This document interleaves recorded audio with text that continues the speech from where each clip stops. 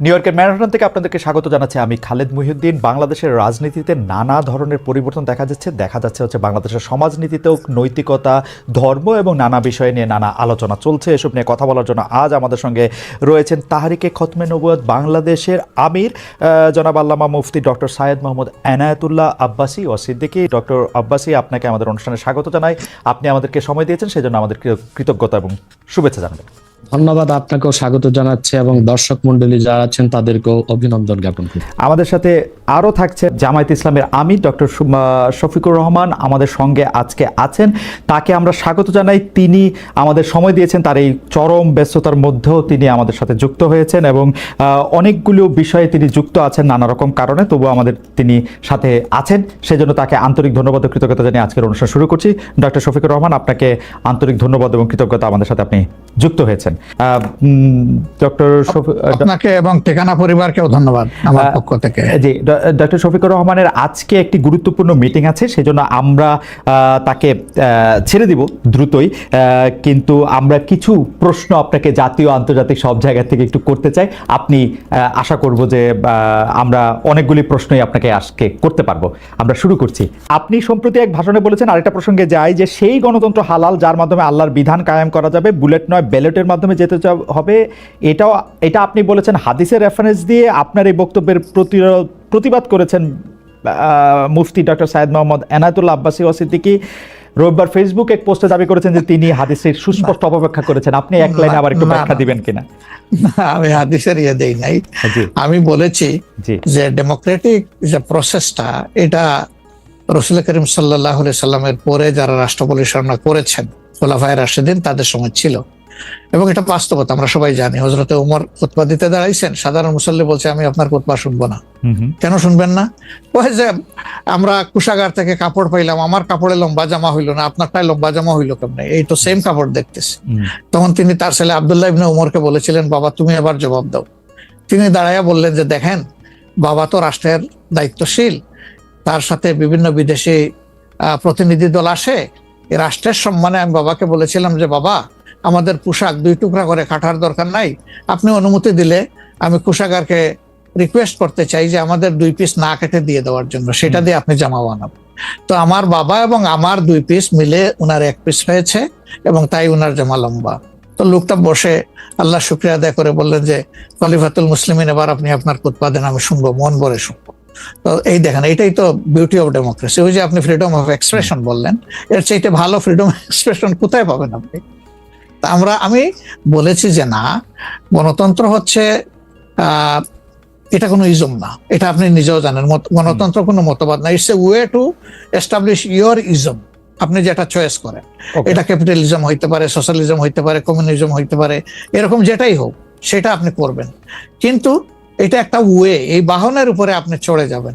সেটা যদি আল্লাহর দিন কায়েমের উদ্দেশ্যে হয়, তাহলে অবশ্যই এটা মুসলমানদের জন্য হারাম হওয়ার কথা না।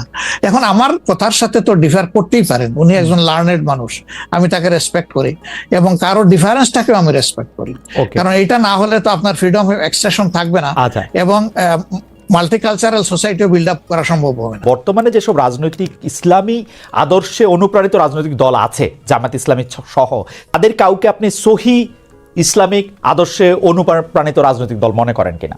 শুধু জামাত ইসলামীকে তো দিলে হবে না। এই দেশে 3 থেকে 3.5 লক্ষ মসজিদের ইমাম হচ্ছে হেফাজতের লোক, তারা হচ্ছে মসজিদগুলোকে কন্ট্রোল করে এবং প্রত্যেকটা সমাজ কিন্তু এখনো মসজিদ কর্তৃকই নিয়ন্ত্রিত। ইমাম সাহেবের কথাটাই সমাজের লোক শুনে। তো বোঝা যাচ্ছে বাংলাদেশের রাজনীতিতে মূল শক্তি হিসেবে আসতে পারে হেফাজত ইসলাম বাংলাদেশ, তাদেরকে নিতে হবে। হচ্ছে জামাত ইসলামীর যিনি প্রতিষ্ঠাতা ছিলেন আবুল আলা মওদুদী, তিনি মুহাদ্দিসও ছিলেন না, মুফাসসিরও ছিলেন না, তবে তিনি ছিলেন দার্শনিক এবং রাষ্ট্রচিন্তক। তো জামাত ইসলামী যারা করছেন তারা তো আসলে আবুল আলা মওদুদীর কোনো মাসালা বা ফেকা মানতেছে না। এবং জামাত ইসলামী তো অসংখ্য লোক আমি দেখেছি দক্ষিণ চট্টগ্রামে, তারা আমাদের মতো কট্টর সুন্নি, অর্থাৎ তারা মিলাদ কিয়াম করতেছে, তারা পিরি মুরিদি মানতেছে, কিন্তু রাজনৈতিকভাবে তারা জামাত ইসলামী করতেছে। তার মানে হচ্ছে 1922 সালে GNA গ্র্যান্ড ন্যাশনাল অ্যাসেম্বলির মাধ্যমে কামাল পাশা আতাতুর্ক তুরস্কের মধ্যে ইসলামী শাসন ব্যবস্থার জন্য আর না হয় সেই ব্যবস্থা করেছিল। তারপরে প্যান ইসলামিজম নিয়ে আসলো জামালউদ্দিন আফগানি। পরবর্তীতে 1942 সালে আবুল আলা মওদুদী চিন্তা করলেন যে এই সংকটকালীন মুহূর্তে ইসলামী রাষ্ট্র প্রতিষ্ঠার জন্য গণতন্ত্রটাকে বেছে নেওয়া যেতে পারে। এটাই ছিল তার রাষ্ট্রের চিন্তা, আর সেটাই জামাত ইসলামের লোকজন অনুসরণ করছে। কিন্তু জামাত ইসলামের লোকজনগুলো কিন্তু আবুল আলা মওদুদীকে ইমাম হিসেবেও মানে না, কিংবা তার মাসালাও নিচ্ছে না, শুধু রাষ্ট্র কিন্তু ডক্টর আব্বাসী এই কথাটা আপনি বলতেছেন, আমি তো জামায়াতের কোন নেতার মুখে এরকম শুনি নাই। আমি বলছি এখন ইসলামী একটি রাষ্ট্র প্রতিষ্ঠার জন্য তারা আবুল আলা মওদুদীর রাষ্ট্র চিন্তাটা নিয়েছে। এখন আমরা বা অন্য হেফাজত ইসলাম বা কওমি ঘরানার যারা বিরোধিতা করি জামাতের, সেটা হচ্ছে আবুল আলা মওদুদীর আকীদা যে ভুল ত্রুটি ছিল সেটার বিরোধিতা করি আমরা। কিন্তু একটা কথা মনে রাখবেন, ইসলামের মৌলিক বিশ্বাসের ক্ষেত্রে জৌনপুর, ফুরফুরা, দেওবন্দ, কওমি, চরমনাই, জামাত, মসজিদ সবাই কিন্তু এক। ওকে, আপনি দেখেন, আপনি দেখেন, আমি বলি যেমন 13 সালের 5ই মে শাপলা চত্বর আমি উপস্থিত হয়েছিলাম কয়েক লক্ষ লোক নিয়ে। আমি তো জৌনপুরের এবং আমাকে সুন্নি বলেই জানে, কারণ হেফাজত ইসলামের 13 দফা দাবি আমাদের সকল মুসলমানের দাবি ছিল। এবং সেখানে সারা বাংলাদেশ থেকে 13 সালের 5ই মে জামাত ইসলামী ও শিবিরের লোকজন 200 বাস নিয়ে উপস্থিত হয়েছিল। কারণ ওই 13 দফা দাবির পক্ষে তারাও ছিল, হয়তোবা তারা রাজনৈতিকভাবে বলতে পারছে না, কিন্তু সেখানে উপস্থিত হয়েছিল। তো কথা হচ্ছে যে মৌলিক বিশ্বাসের ক্ষেত্রে সকল মাসলাকের মুসলমান এক, কিন্তু বাংলাদেশে রাজনীতি করার ক্ষেত্রে কিংবা নিজ নিজ অবস্থান ধরে রাখার জন্য শাখা প্রশাখাগত বিষয়ে একটু দ্বন্দ্ব আছে, এটা তো থাকতেই পারে। একটা ঘরে যদি 5টা ভাই থাকে, 5 ভাই কি আপনি যেটাকে শাখা প্রশাখাগত দ্বন্দ্ব বলতেছেন, সেই দ্বন্দ্ব আমরা অনেক সময় অনেক প্রকট দেখি। কেউ কেউ বলেন যে একজন আরেকজনকে বলেন যে তারা আসলে নাস্তিকদের থেকেও খারাপ, আরেকজন আরেকজনকে বলেন তারা বিধর্মী থেকেও খারাপ, একজন আলেম আরেকজন আলেমকে বলেন, সেগুলি আমরা শুনি। এবং রাজনৈতিক কারণে বলেন, অনেক সময় সেটি মানে কোনো বিষয়ের ব্যাখ্যা দিতে গিয়া না, রাজনৈতিক অবস্থানের কারণে বলেন। আমরা দেখেছি যে বাংলাদেশের ইসলামিক রাজনৈতিক দল, আমি এই মুহূর্তে নাম বলছি না, কিন্তু তারা জনসভায় ভাষণে বলেছেন যে তাদের আসলে জামাতে ইসলামীকে ঠেকানোই তাদের রাজনৈতিক আদর্শ। এটা তো হিংসা, প্রতিহিংসা। তো সেইটা তো আমি বলি একটা আপনাকে উদাহরণ দিচ্ছি। যেমন জামাত ইসলামীর যারা বিরোধিতা চরম পড়ে, আমি তো জামাত ইসলামের সমালোচনা করি গঠনমূলক, যেটা তাদের সংশোধন করা দরকার সেটা করতে হবে। কিন্তু আমি কি কখনো বলতে পারি যে জামাতের লোকজন নাস্তিকদের চেয়েও খারাপ? এটা কি বলা যায়? আপনি বলুন। এখন মনে করেন 13ই মে আপনি বলছেন, সেটা বলছি না, কিন্তু আমি বলছি একজন ইসলামী আলেম বলে আমরা একজনকে চিনি, তিনি আরেকজনকে বলতেছেন। আমি তাকে চিনি। ওই লোকটা যে লোকটা বলেছেন তার নামটা আমিও নিব না, কিন্তু বাংলাদেশে এমন অনেক ইসলামী রাজনীতির ব্যানারে রাজনীতি করছেন যারা কিনা মোসাদ বা র কিংবা সিআই এর পেইড এজেন্ট হয়ে বসে আছেন। এখন রাজনৈতিক আক্রোশে অনেকে অনেক কথাই বলে, যেমন জামাত ইসলামীর বিরোধিতা করতে যে ফরিদউদ্দিন মাসুদ এবং কিছু আলেম রাষ্ট্র প্রতিষ্ঠা করার জন্য যে জনবল দরকার, যে কাজকর্ম দরকার, উনি সেটা জামাতের মধ্যে পেয়েছিলেন, সেজন্য তিনি জামাতের রাজনীতিতে ছিলেন। কিন্তু ব্যক্তিগত জীবনে তিনি তো হানাফি মাযহাব মেনেছেন, আহলুস সুন্নাহ ওয়াল জামাতের আকীদা বিশ্বাসী লালন করতেন অধিকাংশ ক্ষেত্রে, এবং তিনি পীর ঘরানার ছিলেন এবং পীর মাশায়েখদেরকে যথেষ্ট শ্রদ্ধা করতেন। আমি আগেই বলেছি যে বাংলাদেশে জামাত ইসলামী আকীদাগত দিক দিয়ে আবুল আলা মওদুদীর আকীদা সবাই গ্রহণ করে নাই। দক্ষিণ চট্টগ্রামের যারা জামাতের নেতা আমির, তারা আমাদের সাথে দক্ষিণ চট্টগ্রামে এই ব্যাপারে আপনার বক্তব্য পরিষ্কার। আমি এই ব্যাপারে আবার উত্তরবঙ্গে যারা জামাতের নেতা তারা লামাযহাবী, তারা মাযহাবী মানেন না। সেজন্য আমি বলেছি আবুল আলা মওদুদী তিনি কোনো ইমাম ছিলেন না, তিনি ছিলেন রাষ্ট্রচিন্তক, দার্শনিক। তো তিনি একটা ইসলামী একটি শরিয়া রাষ্ট্র কায়েমের জন্য তিনি যে রাজনৈতিক দর্শন দিয়েছিলেন সেটা জামাত নিয়েছে। কিন্তু আবুল আলা মওদুদীর আকীদায় যথেষ্ট ত্রুটি ছিল, সেটা আগেও বলেছি, এখনো বলছি। এবং জামাত ইসলামী যেহেতু ডেমোক্রেসির চর্চা করে, তাদের সাথে আমার যাওয়ার প্রশ্নই আসে না। আচ্ছা, অ্যাবসলিউটলি ফাইন। আচ্ছা, আপনি শুক্রবার একটা দলীয় কর্মসূচিতে বলছেন যে দিন কায়েমের চেষ্টা বা প্রচেষ্টা ঐচ্ছিক নয়, মুমিনের উপর ফরজ। আরবার আপনাদের দীর্ঘদিনের একটা স্লোগান হচ্ছে এরকম, আল্লাহর আইন চাই। এখন একটি নতুন প্রচারণা, মানে অনেক দলকেই ক্ষমতায় দেখা যায়, মানে জামাত ইসলামের একটা নতুন প্রচারণা এরকম যে অনেক দলকেই ক্ষমতায় দেখা হয়েছে, জামাতকে একটিবার সুযোগ দেওয়া হোক, আপনারা যদি নির্বাচনে জিতে ক্ষমতায় যেতে পারেন তাহলে কি বর্তমান ব্যবস্থা পাল্টে কোরআন সুন্নাহ ভিত্তিক শাসন বা শরিয়া ব্যবস্থা চালু করবেন?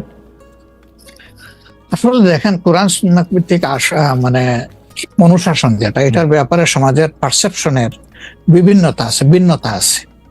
আমাদের বাংলাদেশের যে সংবিধান আছে, এই সংবিধানের অনেকগুলা আর্টিকেল, অনেকগুলা ধারা উপধারা কোরআনের সেন্সের সাথে পুরোপুরি মিলে যায়, এটার সাথে কোনো ডিফারেন্স নাই।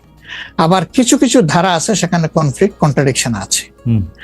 ওরকম পরিবেশ পরিস্থিতি যখন আসবে, জনগণের প্রত্যাশার আলোকে এটা মানে সবার সাথে ইন্টারেক্টিভ হয়ে সবাইকে সাথে নিয়েই ইনশাআল্লাহ ভালো জিনিসগুলোকে আমরা ইনপুট দেবো আল্লাহ থেকে। তবে এটাও মনে রাখার বিষয় যে কোরআনী শাসন হঠাৎ করে আল্লাহ তাআলা এস্টাবলিশের হুকুম দেন নাই। It was a gradual process. For example মাদক কিন্তু দুনিয়ার কেউ কিন্তু এটাকে অ্যাপ্রুভাল দেয় না, বাট এটার প্র্যাকটিস সব জায়গায় আছে, এটা বাস্তবতা। তো সেই মদ যখন হারাম ঘোষণা করা হয়, নিষিদ্ধ করা হয়, তখন কিন্তু 3 পর্যায়ে গিয়ে চূড়ান্তভাবে এটা নিষিদ্ধ করা হয়েছিল। তো এটা গ্রাজুয়াল একটা প্রসেস। আপনি একটা ক্রাইম থেকে, দীর্ঘদিনের প্র্যাকটিস থেকে মানুষকে সরাবেন, আল্লাহ তাআলার সেই বিধানকে অনুসরণ করেই আমরা আগাবো ইনশাআল্লাহ। 5 আগস্টের পর থেকে বিএনপির পক্ষ থেকে যেহেতু জাতীয় নির্বাচনের দাবি জানানো হয়েছিল, এটা নিয়ে অনেক তাদেরকে রঙ্গব্যঙ্গ করা হয়েছে। জামায়াতে ইসলামী মাঝামাঝি থেকে ফেব্রুয়ারি ইলেকশনের কথাও বলেছে, রোজার পরেও ইলেকশনের কথা বলেছে, রোজার আগেও ইলেকশনের কথা বলেছে, কিন্তু আমরা দেখতে পাচ্ছি জামায়াতে ইসলামী 300 আসনে প্রার্থী ঘোষণা করে ফেলেছে। আপনারা যদি পরে কোনো রাজনৈতিক জোট করেন বা পরে যদি কোনো ধরনের রাজনৈতিক সমঝোতার মাধ্যমে জাতীয় সরকারের একটা আবহ তৈরি হয়, তাহলে কি হবে? আপনারা এখনই জোট ঘোষণা করে ফেলেছেন, সেটা কেমন হলো? আলহামদুলিল্লাহ, এটা আমাদের সাথে যাদের ইন্টারেকশন আছে তারা সবাই জানেন। আমরা বলেছি যে এটা আমাদের অফিসিয়াল ঘোষণা না, এটা হলো প্রাথমিক সিলেকশন, এবং সমস্ত আমাদের নমিনি যারা হবেন তাদেরকে সেম মেসেজ দেওয়া হয়েছে যে জাতীয় বৃহত্তর স্বার্থে যে কোনো সময় যে কোনো পরিবর্তন যে কোনো আসনে আসতে পারে। আমাদের সংগঠন এটার জন্য পূর্ণ প্রস্তুত। প্রয়োজনে আমার থেকেই পরীক্ষা শুরু হবে, কোনো অসুবিধা নেই। আপনার কাছে ছোট একটি পরীক্ষা, সেটি আপনার পরীক্ষা না, আপনার কাছে একটি ছোট পরীক্ষা। আপনি কুষ্টিয়া 3 সদর আসনে জামাত ইসলামের এমপি প্রার্থী হিসেবে ঘোষণা করা হয়েছে জনপ্রিয় ইসলামী বক্তা জনাব আমির হামজাকে, কিন্তু এদিকে আবার জামাতি ইসলামীর শুরা সদস্য জনাব ফরাজ হোসেন রয়েছেন, তার নামও জোরে সোরে শোনা যাচ্ছে। অনেকে বলছেন যে তৃণমূল জামায়াত আসলে পছন্দ করে নাই হঠাৎ করে এরকম একজনকে মনোনয়ন দেওয়া। এই বিষয়টাকে আসলে আপনি কিভাবে দেখেন? শুধু জনপ্রিয় না, নট দ্যাট। আমরা যখন কোনো জায়গায় নমিনি সিলেকশন করি তখন 2টা জিনিস আমরা বিবেচনায় নেই। একটা হলো যে এই নমিনির ব্যাপারে স্থানীয় সংগঠনের যারা নেতাকর্মী আছেন তাদের দৃষ্টিভঙ্গি কি,